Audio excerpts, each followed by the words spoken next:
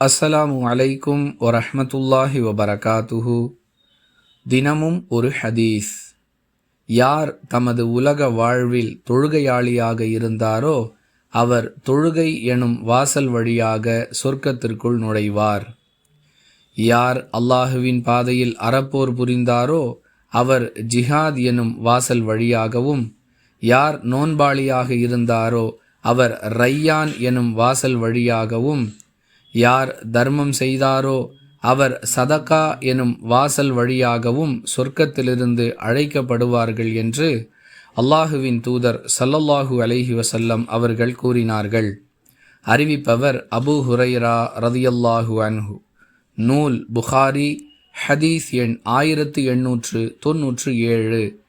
அன்பிற்குரிய அல்லாஹுவின் நல்லடியார்களே, உலக வாழ்வில் ஒருவர் செய்த வணக்க வழிபாடுகள் மற்றும் நற்செயல்களை அடிப்படையாக வைத்து அவர் மறுமை நாளில் சொர்க்கத்தில் கண்ணியப்படுத்தப்படுவார் என்பதையே குறிப்பிட்ட வாசல் வழியாக அவர் சொர்க்கத்திலிருந்து அழைக்கப்படுவார் என்றும், குறிப்பிட்ட வாசல் வழியாக நுழைவார் என்றும் சொல்லக்கூடிய வாசகங்கள் விளக்குகின்றன.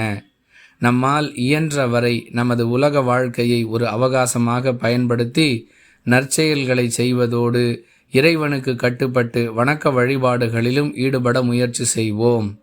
வாஹிரு தஅவானா அனில் ஹம்துலில்லாஹி ரப்பில் ஆலமீன். அஸ்ஸலாமு அலைக்கும் வரஹ்மத்துல்லாஹி வபரகாத்துஹு.